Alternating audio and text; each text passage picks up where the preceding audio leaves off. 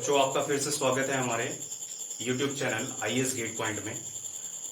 जैसा कि हमने पिछले लेक्चर में जाना था कि टाइप ऑफ सोर्सेज कितने कितने टाइप के सोर्सेज होते हैं, तो हमने पढ़ा था voltage, independent sources, dependent sources. Independent sources को फर्दर क्लासिफाइड किया था टू पार्ट्स में, वोल्टेज सोर्सेज और करंट सोर्सेज। वोल्टेज सोर्सेज को फर्दर क्लासिफाइड हमने किया था टू कैटेगरीज में, independent voltage sources and independent current sources. ठीक है, और उस सिमिलरली उसका प्रैक्टिकल था, उसका प्रैक्टिकल वर्जन भी था, practical voltage sources and practical current sources. ठीक है, अब हम एक चीज समझते हैं, आइडियल कंडीशन क्या होती है और प्रैक्टिकल कंडीशन क्या होती है। ठीक है, सबसे पहले इन दोनों के बारे में जानते हैं, ये हमारा आइडियल और प्रैक्टिकल क्या होता है।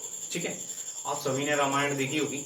ठीक है, तो उसमें आपने श्री राम का जो कैरेक्टर है वो देखा होगा। तो और जो आप लोग हो, आप अपना कैरेक्टर देख रहे हो। ठीक है, तो जो श्री राम का कैरेक्टर था वो एक आइडियल कैरेक्टर था, उसके जैसा लोग बनने की कोशिश करते हैं बट उसके जैसा है नहीं। ठीक है, उन्होंने जो अपने जीवन में काम किए वो एक आइडियल पर्सन ही कर सकता है, कोई दूसरा प्रैक्टिकल पर्सन नहीं कर सकता। तो यानी कि हम प्रैक्टिकल लोग हैं, वो आइडियल लोग थे। ठीक है, तो हम क्या करते हैं, उनको फॉलो करते हैं, उनके जैसा बनने की कोशिश करते हैं।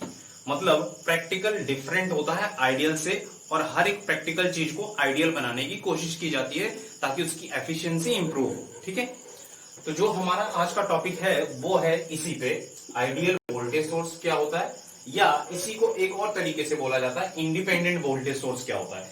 ये इंडिपेंडेंट इसको क्यों बोला जाता है, ठीक है, इंडिपेंडेंट क्यों बोला जाता है ये अभी बताऊंगा। ठीक है, और आइडियल क्यों बोलते हैं इसको, आइडियल इसलिए बोलते हैं क्योंकि इसकी जो एफिशिएंसी होती है वो 100% होती है। ठीक है, ये जो डिलीवर करेगा वो डायरेक्टली उतना ही करंट डिलीवर कर देगा या वोल्टेज डिलीवर कर देगा। ठीक है, ठीक है, तो मैं एक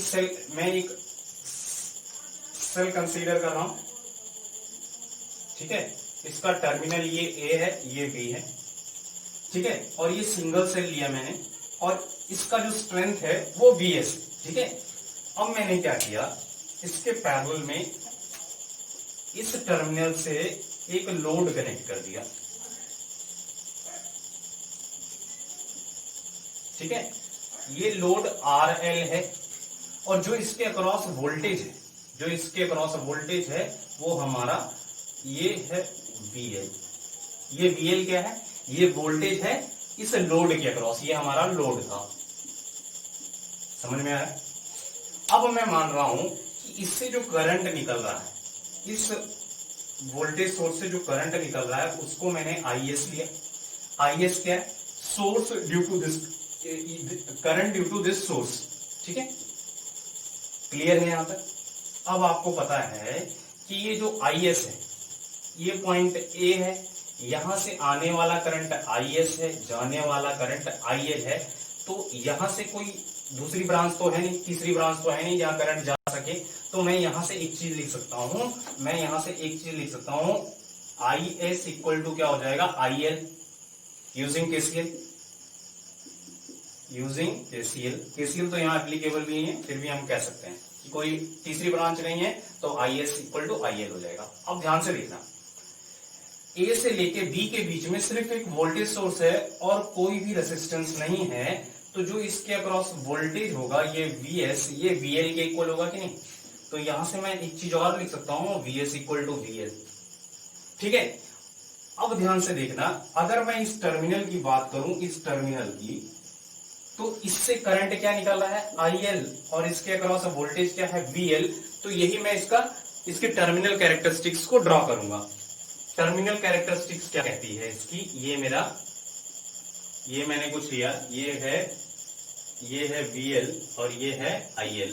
ये क्या है, टर्मिनल वोल्टेजेस और टर्मिनल करंट किसका, इस बैटरी का, ये जो बैटरी हमने ली है ये आइडियल वोल्टेज सोर्स लिया है। ठीक है, अब ध्यान से देखना, ये क्या है, VL क्या है, एक VS है, VL क्या है, एक VS है, और ये VS क्या, हमने बैटरी ली थी तो ये कांस्टेंट था कि नहीं था, ये कांस्टेंट था। ठीक है, तो अब ये कांस्टेंट वोल्टेज प्रोवाइड करता रहेगा VS स्ट्रेंथ का। समझ रहे हो कि नहीं, ये कांस्टेंट वोल्टेज, इसको VL लो, तो यहां से कुछ ढंग से दिखेगा आपको। ये मैंने IL ले लिया और ये VL ले लिया, ठीक है। तो ये जो VS है ये क्या होगा, ये VL का कोई स्पेसिफिक स्ट्रेंथ होगा, ठीक है।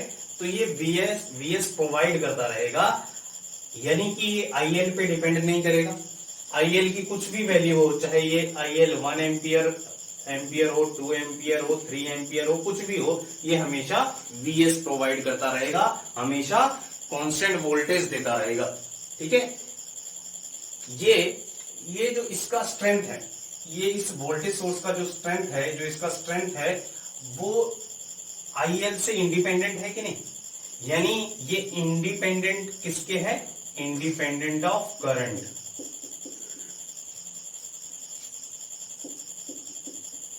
इंडिपेंडेंट ऑफ करंट, ठीक है। तभी इसको इंडिपेंडेंट वोल्टेज सोर्स बोला जाता है। जो इंडिपेंडेंट वोल्टेज सोर्स होता है वो किसके इंडिपेंडेंट होता है, करंट के इंडिपेंडेंट होता है, तभी इसको इंडिपेंडेंट वोल्टेज सोर्स बोला जाता है, ठीक है।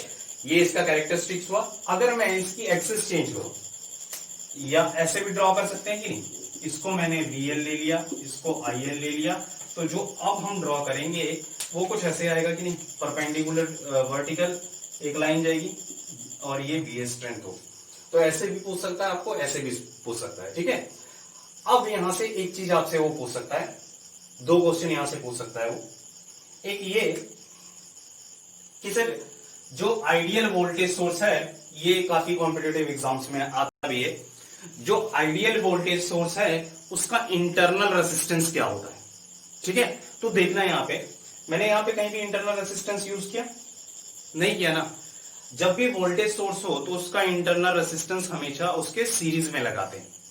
जब भी वोल्टेज सोर्स हो तो जो भी इंटरनल रेसिस्टेंस लगाते हैं उसके सीरीज में लगाते हैं, और जब भी करंट सोर्स हो उसका इंटरनल रेसिस्टेंस उसके पैरेलल में लगाते हैं, ठीक है। अगर वोल्टेज सोर्स है, कोई वोल्टेज सोर्स है, तो जो भी रेसिस्टेंस लगाएंगे इसके सीरीज में लगाएंगे। अगर करंट सोर्स है तो जो भी रेसिस्टेंस, इंटरनल रेसिस्टेंस लगेगा इसके पैरेलल में लगेगा, ठीक है, शंट में लगेगा। पैरेलल को शंट भी बोलते हैं, ठीक है। क्लियर है।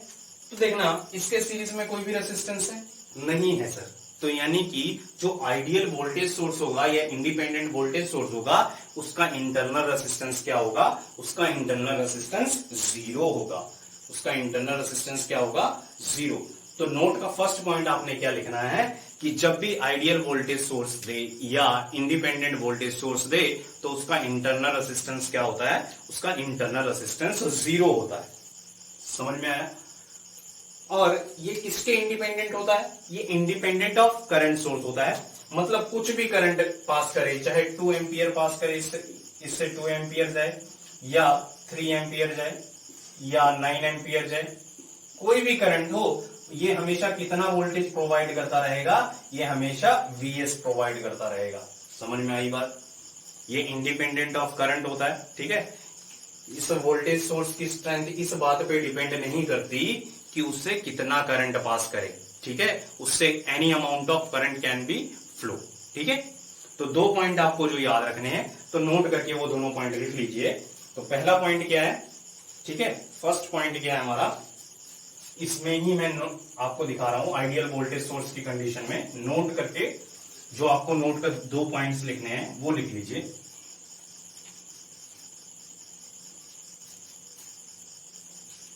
ठीक है, नोट का फर्स्ट पॉइंट क्या है,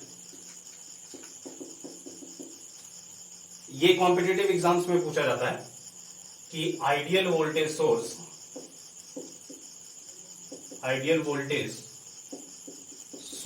हैज 0 इंटरनल रेसिस्टेंस,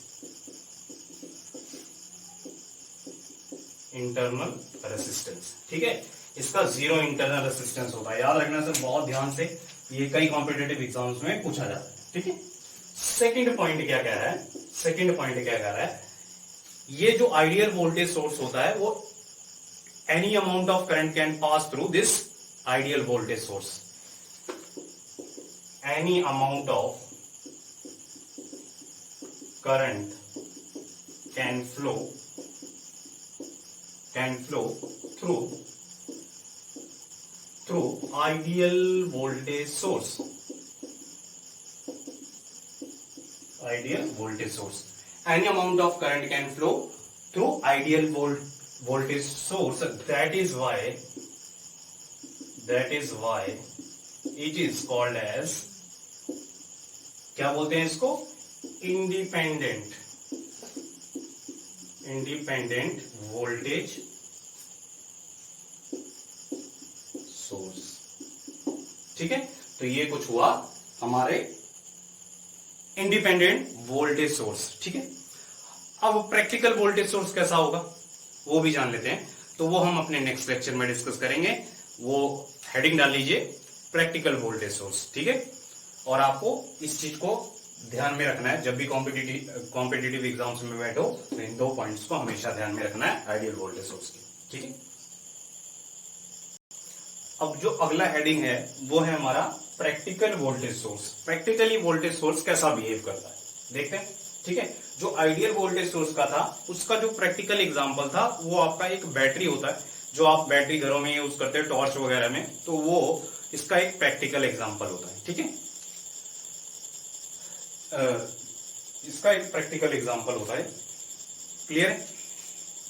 अब ध्यान से देखना, practical voltage source. Practical voltage source में वोल्टेज सोर्स तो वही रहेगा Vs, लेकिन एक रेसिस्टेंस जरूर आ जाएगा सीरीज में इसके. ठीक है, ये टर्मिनल A और ये टर्मिनल B. सर वही Vs था. अब Vs के एक सीरीज में एक रेसिस्टेंस आ जाएगा, इसको बोलते हैं सोर्स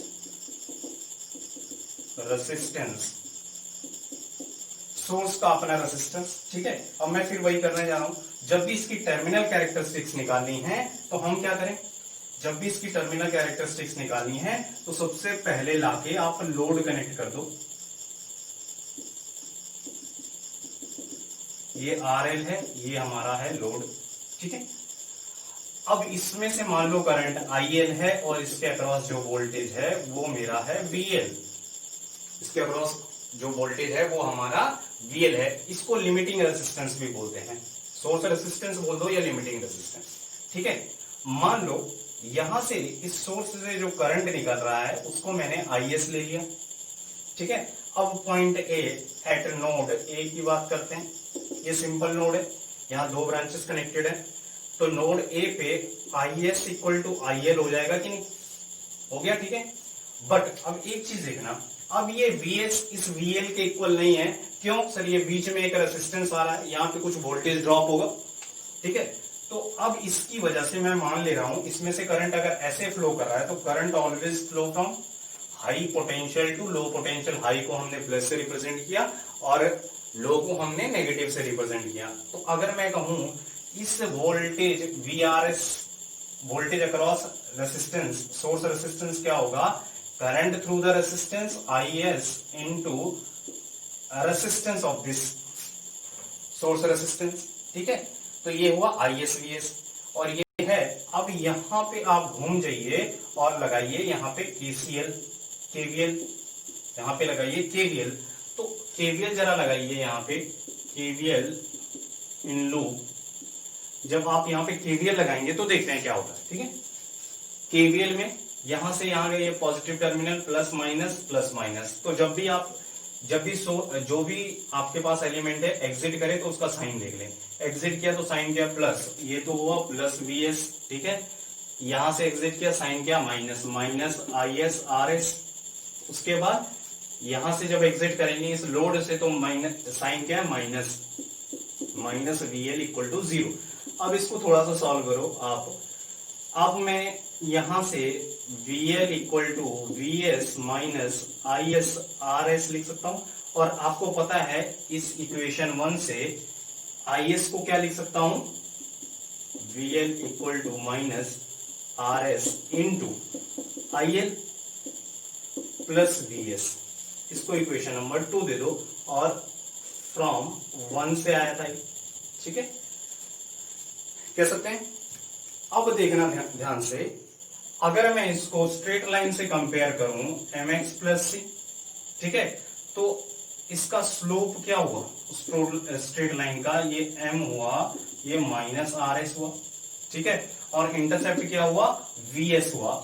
तो अब ध्यान से देखना, अगर मैं इसका कैरेक्टरिस्टिक्स ड्रॉ करूं, ये मेरा VL, ये VL ले लो या IL, ठीक है, तो इसको y एक्सिस पे VL ले रहा हूं और इसको IL ले रहा हूं, ठीक है। तो क्या होगा, एक स्ट्रेट लाइन जाएगी, स्ट्रेट लाइन नेगेटिव स्लोप की, जो y को कहां पे इंटरसेप्ट करेगी, यहां पे इंटरसेप्ट करेगी, ठीक है, और इसका स्लोप क्या होगा इस लाइन का, ये माइनस RS होगा, और ये इंटरसेप्ट कितना है, ये VS है। यह डालना हो तो अगर ये मैं इसको 0 डाल दूं, IL VL पे IL 0 होगा ना, IL 0 डाल दो, IL जब 0 डालोगे तो VL VS के इक्वल हो जाएगा, ये हो गया ना, ठीक है। तो अगर मैं पूछूं इस पॉइंट के कोऑर्डिनेट्स क्या होंगे, तो यहाँ IL 0 है तो X 0 है और ये VS है। अगर मैं पूछूं ये यहां तक आएगा तो इसका कोऑर्डिनेट क्या होगा, अब यहाँ पे VL 0 डाल दो, VL जब 0 डालोगे तो ये क्या हो जाएगा, माइनस VS, ठीक है, तो ये माइनस, ये इधर जाएगा माइनस VS, तो यहाँ पे IL क्या आ जाएगा, यहाँ पे VS 0 है, VL आपने 0 ले लिया, IL यहां से क्या आ जाएगा, IL आ जाएगा आपका VS बाय RS, 0, ये कुछ आ गया, ठीक है।